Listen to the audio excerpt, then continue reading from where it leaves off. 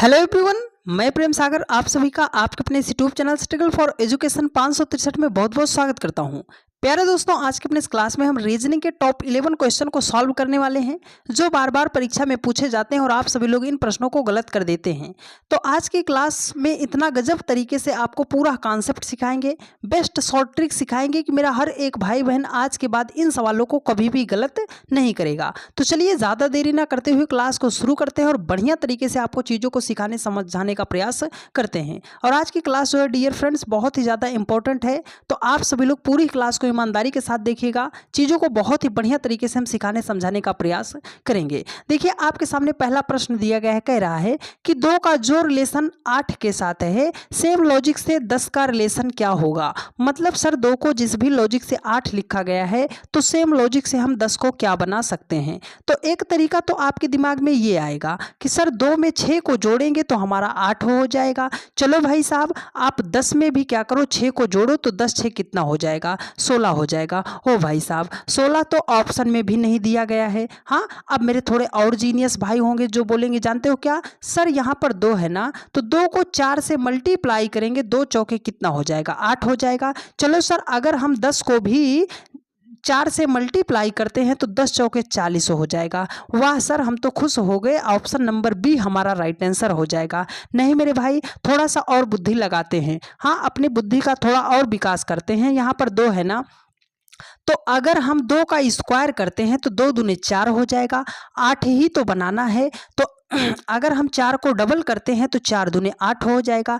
ये लॉजिक भी बन सकता है। तो चलो वही लॉजिक 10 के साथ अप्लाई करते हैं। तो पहले हम 10 का स्क्वायर करेंगे तो 10 दाम कितना हो जाएगा, 100। यहाँ पर 2 से मल्टीप्लाई किया था ना, तो 100 को भी 2 से मल्टीप्लाई कर देंगे तो 100 दूने कितना हो जाएगा, 200 हो जाएगा। अरे सर, ऑप्शन नंबर डी भी तो हमारा राइट आंसर हो जाएगा। जब आपके सामने ऐसा एग्जाम में प्रश्न आ जाए और आप फंस जाओ मुश्किल में, तो आपको एक ही बात याद रखना है, जब आपको कुछ नहीं समझ आ रहा है कि सर हम सवाल को करें तो करें कैसे। हाँ, ये जब एसएससी सीजीएल 2025 में प्रश्न आया था ना, तो 99% बच्चे इस सवाल का जवाब ही नहीं दे पाए थे। क्यों सर? क्योंकि उन्होंने हमसे नहीं पढ़ा था। हमसे नहीं पढ़ोगे तो कॉन्सेप्ट नहीं पता चलेगा, नहीं पता चलेगा तो सवाल आप नहीं बना पाओगे। ठीक है, चलो तो अब सबसे पहले आपको कॉन्सेप्ट सिखाते हैं। तो अपनी कॉपी और कलम को साइड रखें और मेरा कॉन्सेप्ट आप ध्यान से समझिएगा। आपको एनालॉजी का जब भी प्रश्न आता है, हम इसीलिए बार बार बताते हैं भाई साहब, प्रॉपर्टी याद रखना। फर्स्ट प्रॉपर्टी, आपको प्राइम नंबर पे चलना है। सबसे पहले आपको प्रायोरिटी किसको देना है, प्राइम नंबर को देना है। सेकंड प्रायोरिटी किसको देना है सर, क्यूब को देना है। अच्छा, थर्ड प्रायोरिटी किसको देना है सर, थर्ड प्रायोरिटी आपको स्क्वायर को देना है। फोर्थ प्रायोरिटी आपको डिवाइड करना है। 5 नंबर पे आपको मल्टीप्लाई करना है। 6 नंबर पे आपको जोड़ना है और सबसे लास्ट में आपको क्या करना पड़ेगा, घटाना पड़ेगा। तो इस प्रॉपर्टी का स्क्रीनशॉट जरूर ले लीजिएगा, क्योंकि ये कॉन्सेप्ट आपको जल्दी से कहीं पर कोई फ्री ऑफ कॉस्ट तो नहीं बताता है। ठीक है, देखो 2 है, 8 है, 10 है, तो 2 तो एक प्राइम नंबर है सर, लेकिन 8 एक प्राइम नंबर नहीं है। आंख बंद करके मेरा ये कॉन्सेप्ट याद रखो, 100% आपका आंसर सही आएगा और कभी भी गलत नहीं हो पाएगा। देखो, जब भी एनालॉजी का क्वेश्चन आता है ना, तो आपके दिमाग में एक ही बात चलना चाहिए, सबसे पहले हम खोजेंगे सर प्राइम नंबर खोजेंगे।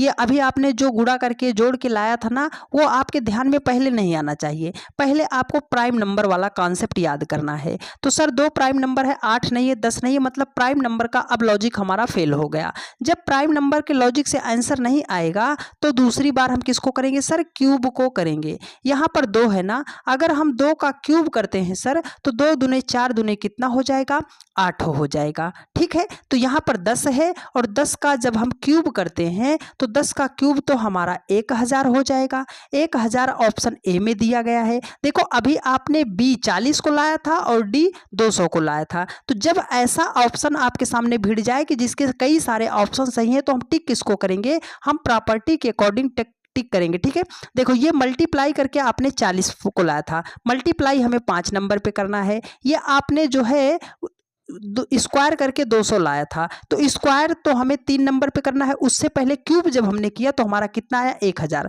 तो प्रॉपर्टी इसी के अकॉर्डिंग चलती है। तो ये 40 और आपका 200 करेक्ट आंसर नहीं होगा, केवल एक ऑप्शन करेक्ट होगा, ऑप्शन नंबर ए 1000 होगा। इस बात को आप नोट करके लिखिएगा। जब यह प्रश्न आया था तो मेरे बहुत सारे भाई बहन परेशान हो गए थे कि सर इसको कैसे सॉल्व करेंगे। तो उम्मीद करते हैं मेरा हर एक भाई बहन ने कॉन्सेप्ट को बढ़िया तरीके से सीखने समझने का प्रयास किया होगा। ठीक है, चलिए अगले प्रश्न पर चलते हैं डियर फ्रेंड्स। देखो अगला प्रश्न आपके सामने है एसएससी सीजीएल 2024 का प्रश्न है।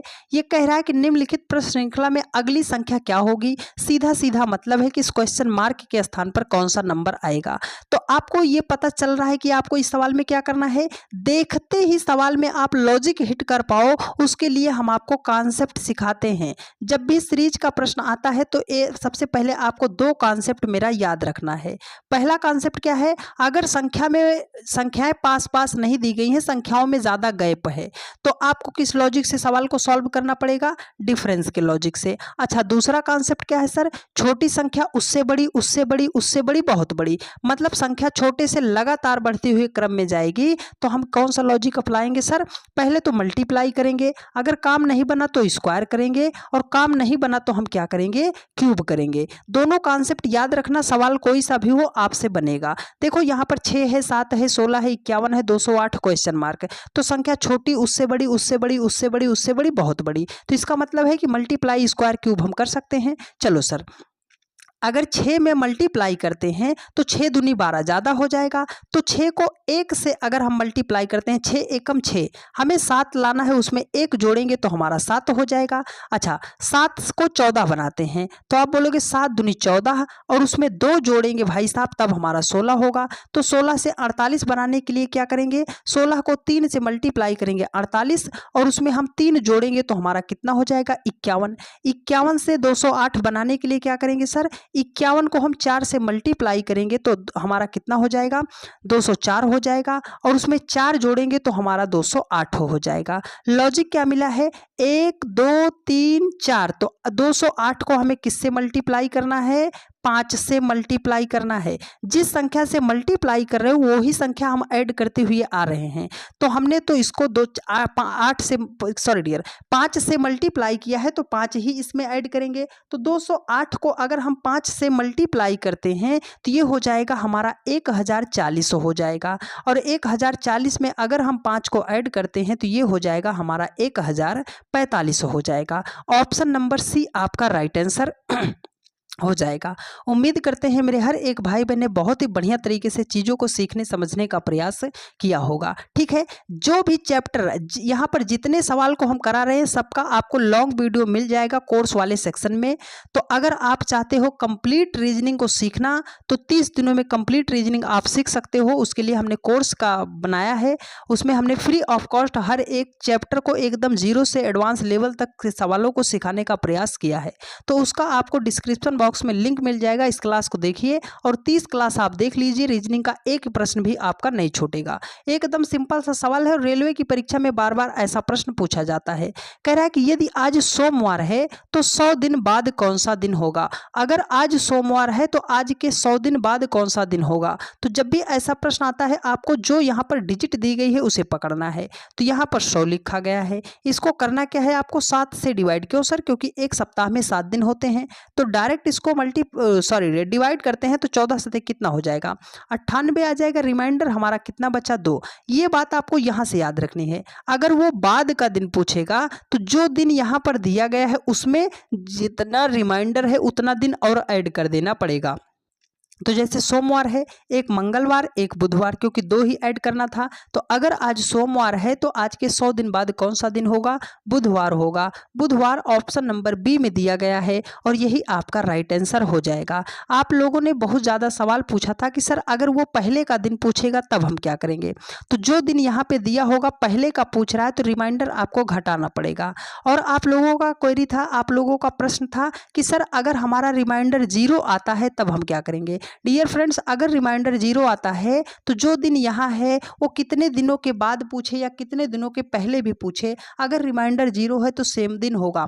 3 टाइप के प्रश्न बनते हैं यहाँ से, तीनों टाइप को हमने आपको कवर कराने का प्रयास किया है। तो चलिए एक बार फटाफट अपने सभी भाई बहन के पास वीडियो को शेयर कीजिए। देखो यहाँ पर प्रश्न है आपके सामने, ये कह रहा है कि नीचे दी गई आकृति में कुल कितने त्रिभुज हैं। आपके सामने एक ट्रायंगल दिया गया है, पूछ रहा है कि इसमें जो है टोटल ट्रायंगल कितने हैं। तो इसको काउंट करने से पहले एक छोटा सा कॉन्सेप्ट आपको सिखाने का प्रयास करेंगे। देखो इसमें ऐसी ऐसी आकृतियां बनी है ना, तो अगर आपसे हम पूछे कि इसमें कितना ट्रायंगल है, ट्रायंगल का मतलब 3 रेखाओं से घिरी आकृति को 3 रेखाओं से घिरी बंद आकृति को क्या कहते हैं, ट्रायंगल कहते हैं, त्रिभुज कहते हैं। तो ये हमारे सामने एक त्रिभुज है, ठीक है। अच्छा, अगर इसके बीच में हमने एक लाइन ऐसे ड्रा कर दी तो अब इसमें कितने ट्रायंगल हैं। आप बोलोगे सर 1 हो गया, 2 हो गया, यही गलती करते हो। आप बोलोगे सर इसमें 2 ट्रायंगल हैं। हम कह रहे हैं एक यहाँ से यहाँ तक हो गया, देखो 1 हो गया, और दूसरा यहाँ से यहाँ तक 2 हो गया। एक हिडन जो ट्रायंगल होता है ये ओवरऑल भी तो मिलेगा। आप बोलोगे हाँ सर, मतलब इस आकृति में कितने त्रिभुज हैं, 3 त्रिभुज हैं। लेकिन हम अब क्या बार बार गिनेंगे नहीं, आपको ऐसे काउंटिंग करना है और काउंटिंग में जितना नंबर आया है दोनों को ऐड कर देना है। तो 2 1 कितना हो जाएगा, 3 हो जाएगा। बात यहाँ तक आपको समझ आई है। तो चलो इस सवाल को अब सॉल्व करने का प्रयास करते हैं, पर जरा ध्यान से समझिएगा। देखो यही आकृति हमें खोजना है। तो अगर हम यहाँ तक खोजते हैं, ध्यान से समझो, यहाँ तक खोजते हैं तो सर 1 2 मिल जाएगा। अब वही सेम चीज़ इधर भी अप्लाई करते हैं, सेम चीज़ इधर भी अप्लाई करते हैं तो 1 2 मिल जाएगा। सेम चीज़ इधर अप्लाई करते हैं तो 1 और 2 मिल जाएगा, 1 और 2 मिल जाएगा। मतलब 3 यहाँ पे मिल गया, 3 यहाँ पे मिल गया, 3 यहाँ पे मिल गया। कितना मिल गया, 3 मिल गया। और एक आकृति अगर आपको हम और दिखाएं तो एक ये बीच वाला भी तो बन रहा है, मतलब 1 हो गया, 2 हो गया, 3 यहाँ पे हो गया। तो 3 3 6 3 9 3 कितना हो जाएगा, 12 हो जाएगा। ओवरऑल कितने ट्रायंगल दिखाई दे रहे हैं सर, 12 दिखाई दे रहे हैं। अब थोड़ा और बुद्धि लगाओ और अब आपको क्या करना है, हिडन ट्रायंगल को खोजना है। क्या करना है, हिडन ट्रायंगल को खोजना है। तो देखो अगर हम यहाँ से यहाँ तक देखते हैं, यहाँ से ये वाली लाइन देखो ऐसे, जहाँ पे हमारा ये चल रहा है, एक इधर मिला है ना, एक इधर मिला और एक हमें जो है इधर मिला। तो कितना मिल गया, 2 मिल गया, 2 मिल गया आपको। अब एक आपको यहाँ से खोजना है। देखो अगर आप ध्यान से देखोगे तो आपको दिखाई देगा एक ये वाला, एक ये वाला, एक देखो ये बड़ा वाला यहाँ तक मिला यहाँ से, और एक बड़ा वाला इधर मिला। तो कितना मिला, अब अगर बड़ी आकृति है तो 3, इसमें हम कितना कर लेंगे सर, 3 कर लेंगे। तो 12 2 14 और 14 3 कितना हो जाएगा, 17 हो जाएगा। कितना हो जाएगा, 17 हो जाएगा। तो इस आकृति में कुल कितने त्रिभुज हैं सर, 17 ट्रायंगल दिए गए हैं और यही आपका राइट आंसर हो जाएगा। उम्मीद करते हैं मेरे हर एक भाई बहन ने बहुत ही बढ़िया तरीके से चीज़ों को सीखने समझने का प्रयास किया होगा। चलिए अगले प्रश्न पर चलते हैं डियर फ्रेंड्स। देखो अगला प्रश्न है कोडिंग डिकोडिंग का। कोडिंग डिकोडिंग का प्रश्न है और एनटीपीसी की परीक्षा में इस टाइप का प्रश्न लगभग पूछा जा रहा है। तो अगर आप रेलवे की परीक्षा की तैयारी कर रहे हैं तो कोडिंग डिकोडिंग के इस टाइप के सवाल को ध्यान से समझिएगा। देखो कह रहा है कि यदि जेपीजी को 19 लिखा जाता है तथा पीएनजी को 23 लिखा जाता है तो उसी भाषा में टिफ को कैसे लिखा जाएगा। तो अब आपको करना क्या है सर, यहाँ पर लेटर दिया गया है और लेटर को कोड में कोडित किया गया है। तो हम क्या बोलते हैं आपसे, जब भी लेटर आए आप लेटर का प्लेस वैल्यू आपको पता होना चाहिए। देखो जैसे उसने जेपीजी लिखा है, हाँ, तो लेटर का जे का प्लेस वैल्यू कितना होता है 10, पी का प्लेस वैल्यू कितना होता है 16, जी का प्लेस वैल्यू कितना होता है 7 होता है। चलो पीएनजी को भी हम लिख देते हैं, पीएनजी है, हाँ, पी का प्लेस वैल्यू 16 होता है, एन का प्लेस वैल्यू 14 होता है, जी का प्लेस वैल्यू 7 होता है। जेपीजे को उसने क्या लिखा है सर, 19 लिखा है। पीएनजी को क्या लिखा है, 23 लिखा है। लिखा कैसे है हमें ये जानना है। अगर 16 10 26 और 7 को जोड़ेंगे फिर तो 19 नहीं आएगा। नहीं आएगा तो अब हम क्या कर सकते हैं, अब मतलब इसमें से कुछ तो घटाना पड़ेगा तभी तो 19 आएगा। तो हमने कहा 16 और 10 को अगर हम ऐड करते हैं तो 16 10 26 और 26 से 7 माइनस करते हैं तो 19 हो जाएगा। हाँ सर, ये लॉजिक तो मिला। मतलब आगे के दो नंबर को वही सेम लॉजिक जोड़ते हैं, 16 14 कितना हो जाएगा 30 और 30 से 7 को माइनस करेंगे तो हमें कितना मिल जाएगा 23 मिल जाएगा। लॉजिक मिल गया है। चलो अप्लाई करते हैं। देखो टी का होता है 20, आई का होता है 9, एफ का होता है 6। 20 और 9 को जोड़ेंगे तो हमारा हो जाएगा 29 और लास्ट वाले नंबर को माइनस करना है तो 29 से अगर हम 6 को माइनस करते हैं तो हमारा कितना होगा 23 हो जाएगा। तो मतलब जो है जिस भी लॉजिक में जेपीजे को 19 पीएनजी को 23 लिखा है तो टिफ को हम क्या लिखेंगे सर 23 लिखेंगे। ऑप्शन नंबर ए आपका क्या हो जाएगा राइट आंसर हो जाएगा। ठीक है, बात समझ आई। सवाल में कुछ भी नहीं था, बस थोड़ा सा आपको ध्यान लगाना था, सवाल आपसे बन जाता। चलो अगले प्रश्न पर चलते हैं। और अगर आपने यहाँ तक क्लास को देखा है तो आपसे एक ही बात बोलेंगे डियर फ्रेंड्स, आगे के सवाल बहुत ही ज़्यादा मोस्ट इंपॉर्टेंट है क्योंकि वो ऐसे प्रश्न है डियर फ्रेंड्स जो आप किसी भी कॉम्पिटिटिव एग्जाम की तैयारी कर रहे हो वो सवाल आने ही आने हैं। तो आगे के सवालों को बिल्कुल भी स्किप मत कीजिएगा अगर आपने यहाँ तक देखा है। और जितने भी टाइप के आगे हम सवाल कराने वाले हैं डियर फ्रेंड्स, एक एक सवाल से पूरा चैप्टर आपको सॉल्व करना बताएंगे, तो भूल से भी भूल मत कीजिएगा और यहाँ से क्लास स्किप मत कीजिएगा। देखो यहाँ पर आपके सामने है, कह रहा है कि निम्नलिखित शब्दों में सही व्यंजन आरेख का चयन कीजिए।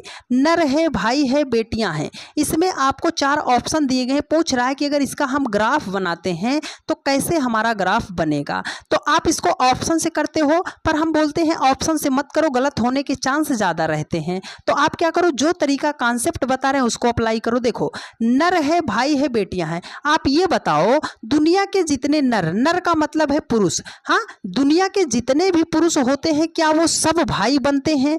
आप बोलोगे सर हमें नहीं पता, हमें कंफ्यूजन है, आप हमें बताओ। तो हम ये बताते हैं, देखो दुनिया का जितना भी पुरुष है क्या वो सब भाई बन जाता है। भाई का मतलब है कि इसका कोई एक भाई होना चाहिए या ये किसी का भाई होना चाहिए। तो हम आपसे कह रहे हैं, मान लो आप अपनी माता पिता की इकलौती संतान हो, इकलौती संतान हो तो आप किसी के भाई होगे नहीं होगे। तो आप बोलोगे सर हमारी तो बहन है। तो अगर आपकी बहन है तो कुछ लोग ऐसे भी होंगे जिनके ना तो भाई और बहन नहीं है तो वो किसी के भाई बहन नहीं हो सकते। लेकिन आप बोलोगे कुछ पुरुष जो होते हैं वो भाई होते हैं, कुछ नर क्या होते हैं भाई होते हैं। आप ये बताओ क्या दुनिया के जितने भी भाई होते हैं वो सब बेटियां होती हैं। आप बोलोगे सर ऐसी बात मत कीजिए, आप भाई पुरुष है और बेटियां महिला है तो पुरुष और महिला में कोई संबंध नहीं, मतलब बेटियां तो अलग होंगी। अच्छा यहाँ तक बात सही है। अब रिवर्स चलो, क्या दुनिया के जितने भी भाई होते हैं वो सब नर होते हैं। आप बोलोगे यही तो हम सुनना चाहते थे सर, दुनिया के जितने भी भाई हैं वो सब नर के अंतर्गत ही तो आते हैं, पुरुष के अंतर्गत ही तो आते हैं। लेकिन नर और भाई जो है बेटियां नहीं है तो बेटियां क्या हो जाएंगी अलग हो जाएंगी। और ऐसा ग्राफ आपको ऑप्शन नंबर सी में दिखाई दे रहा है और यही इस प्रश्न का राइट आंसर हो जाएगा। ठीक है, बात समझ आई है। चलो अगले प्रश्न पर चलते हैं। अगला प्रश्न आपके सामने है, देखो ये है भाई साहब आपके सामने है डायरेक्शन टेस्ट का क्वेश्चन है, दिशा परीक्षण का सवाल है। इसको आप सभी लोग बहुत ज़्यादा कंफ्यूज होते हो, गलत करते हो, लेकिन आपका सवाल गलत नहीं होगा। सबसे पहले तो आप कॉन्सेप्ट समझो। मान लो आप यहीं पर खड़े हो, हमने कहा आप पूरब की तरफ चले जाओ, तो जहां पर आप खड़े हो हमेशा याद रखिएगा कि अपने दाहिने हाथ की तरफ अगर आप जाते हो तो वो दिशा पूरब होती है। मान लो यहीं पर आप बिंदु पर खड़े हो, हमने कहा आप दक्षिण चले जाओ, तो हमेशा याद रखना दक्षिण मतलब किधर होता है नीचे की तरफ होता है। यही सेंटर पर आप खड़े हो, हमने कहा पश्चिम जाओ, तो अपने हाथ के बाएं चले जाना, कौन सी दिशा हो जाएगी पश्चिम हो जाएगी। यहीं पर खड़े हो, हमने कहा उत्तर चले जाओ, तो आप जहां देख रहे हो ना उसी के ऊपर चले जाना, वो दिशा कौन सी हो जाएगी उत्तर हो जाएगी। बात समझ आई ये दिशा वाली बात। अब चलो इस प्रश्न को सॉल्व करने का तरीका बताते हैं, एकदम बेसिक मेथड बता रहे हैं, ध्यान से समझिएगा। देखो कह रहा है कि आलोक बिंदु बी से चलना शुरू करता है और उत्तर दिशा में 5 किलोमीटर चलता है। हमने कहा भाई साहब मान लिया हमने ये बिंदु बी था, ये बिंदु जो है बी था, वो उत्तर की तरफ गया, मतलब ऊपर की तरफ 5 किलोमीटर चल के यहाँ पहुँचा। अच्छा, फिर वह दाईं ओर मुड़ता है और 10 किलोमीटर चलता है। यहाँ से दायां मुड़ेगा, मतलब दाहिनी हाथ की तरफ मुड़ेगा। वो कितना चला सर? 10 किलोमीटर चल के यहाँ पे पहुँच गया, है ना। वह पुनः दाईं ओर मुड़ता है और 5 किलोमीटर चलता है। यहाँ से वो दाईं ओर मुड़ता है और 5 किलोमीटर चलता है। 5 किलोमीटर चल के नीचे पहुँच जाता है। अंतिम बार वह दाईं ओर मुड़ता है और 3 किलोमीटर चलता है और बिंदु यक्ष पर रुक जाता है। देखो, वो नीचे की तरफ है। जब भी व्यक्ति का मुख आपके विपरीत है ना, वो नीचे की तरफ देख रहा है, आप ऊपर की तरफ देख रहे हो, तो आपका बायां उसका दायां होगा। देखो, वह अपनी दाईं ओर मुड़ता है, मतलब आपके बाईं ओर मुड़ता है, तो आपकी बाईं ओर कितना मुड़ा है सर? 3 किलोमीटर मुड़ा और यहाँ पर आके यक्ष बिंदु पर वो रुक गया। बोल रहा है कि बिंदु एक्स से बिंदु बी पर पहुंचने के लिए उसे कितनी दूरी और किस दिशा में चलना पड़ेगा। वो यहाँ पे रुका है, उसे यहाँ पे जाना है, तो यहाँ अगर यहाँ से जाना है तो ये दिशा कौन सी मानेंगे सर? इसको हम सेंटर देते हैं तो इस साइड हमारी पश्चिम दिशा होती है। वो पश्चिम दिशा में जाएगा, ये बात तो तय है। देखो, ये ओवरऑल 10 किलोमीटर गया था, 3 किलोमीटर वापस आया, तो बचा डिस्टेंस कितना है? 7 किलोमीटर पश्चिम दिशा की ओर होगा। पश्चिम दिशा में 7 किलोमीटर उसे चलना पड़ेगा बिंदु बी पर पहुंचने के लिए। ऑप्शन नंबर डी आपका राइट आंसर हो जाएगा। एकदम देसी मेथड बताए हैं डियर फ्रेंड्स। आप गलत कहाँ करते हो? जब व्यक्ति नीचे की तरफ जाता है और वो उससे बोला गया दायां, तो आप झट से अपने दाएं मोड़ देते हो, तो इस बात को आप नोट कीजिएगा, ठीक है। चलो अगले प्रश्न पर चलते हैं डियर फ्रेंड्स। चलो अगला प्रश्न आपके सामने है। देखो, ये प्रश्न है सैलोलिज्म का। हाँ, सैलोलिज्म का क्वेश्चन है। न्याय निगमन का क्वेश्चन नहीं, कथन निष्कर्ष का प्रश्न है, ठीक है। हाँ, इसमें आपको करना क्या है? देखो, कह रहा है कि कथन यहाँ पर दिया गया है, रोहन के असाइनमेंट अभी भी लंबित हैं, मतलब अभी जमा नहीं हो रहे हैं, देर हो रहा है। हाँ, समय निकल रहा है, लेकिन रोहन के असाइनमेंट अभी भी जमा नहीं हो रहे हैं। तो अगर ये रोहन के असाइनमेंट अभी भी लंबित हैं, तो कारण क्या हो सकता है? देखो, निष्कर्ष उसने बताया है कि रोहन के असाइनमेंट को पूरा होने में 48 घंटे से अधिक का समय लगेगा। आप ये बताओ, हमने बोला कि आपको जो है भूख नहीं लगी है, तो क्या हम ये बता सकते हैं कि आपको 2 घंटे बाद भूख लग जाएगी? आप बोलोगे सर आप नहीं बता सकते। क्यों सर? क्योंकि हमें ये नहीं पता है ना कि आपको भूख कितना ज़्यादा है, हाँ या भूख नहीं है। तो ये पहला बात तो गलत हो जाएगा। अगर हमें ये पता है कि रोहन का असाइनमेंट जो है अभी लंबित है, मतलब देर हो रहा है, पूरा नहीं हुआ है, तो हम ये नहीं बता सकते कि उसका 48 घंटे में पूरा हो जाएगा कि 48 दिन लगेंगे। तो ये पहली बात तो आपका गलत हो जाएगा। अच्छा, रोहन शायद अपने असाइनमेंट को पूरा नहीं कर सकेगा।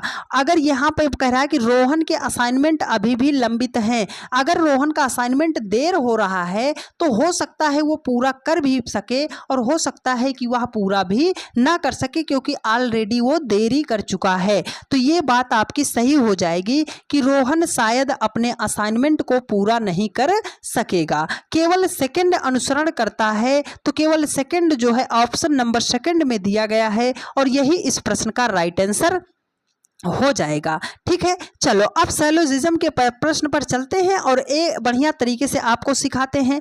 देखो भाई साहब, यहाँ पर आपके सामने क्या है, ये कुछ भी यहाँ पर लिखा गया, हमें ये पढ़ने की ज़रूरत नहीं है। हमें पढ़ना क्या है, ये कथन जो दिया गया है ना, इस कथन को हमें 100% सही मानकर चलना है, ये बात हमेशा याद रखिएगा। उसने कहा कि सभी पत्रकार जो है वो समाचार वादक हैं। हमने कहा भाई साहब हमारे पास इतना जो है पत्रकार थे, हमारे पास ये जितना गोला है इतना जो है ये पत्रकार थे। कह रहा है कि सभी पत्रकार समाचार वादक हैं। ये जितना भी पत्रकार थे ना, वो सब क्या करते थे, समाचार बताते थे, समाचार बोलते थे, ठीक है। अच्छा, अब कह रहा है कुछ समाचार वाचक जो हैं वो अभिनेता हैं। तो हमारे पास तो इतना समाचार वादक हैं, इसमें से कुछ समाचार वादक, ये जितना टच में है इतना समाचार वादक जो हैं ये क्या है, अभिनेता हैं, मतलब अभिनय भी करते हैं, हीरोगिरी भी करते हैं, ठीक है। अब देखो, कह रहा है कुछ पत्रकार अभिनेता हैं। सर पत्रकार का गोला यहाँ पर है, अभिनेता का गोला यहाँ पर है, तो क्या पत्रकार और अभिनेता का गोला टच में है? अगर गोला टच में है तो हम रिलेशन बता सकते हैं, अगर गोला टच में नहीं है तो हम रिलेशन नहीं बता सकते। तो पहला तो गलत हो जाएगा।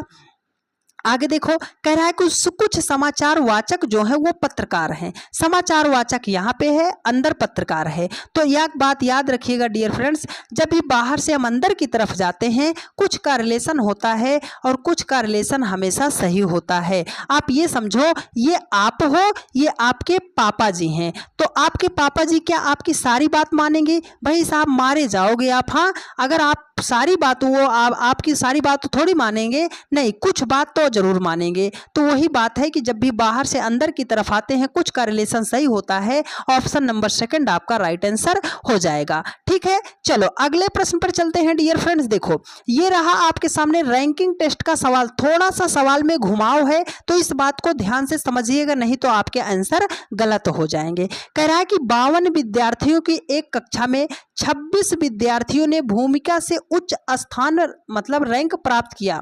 भूमिका से कम रैंक प्राप्त करने वाले विद्यार्थियों की संख्या ज्ञात कीजिए।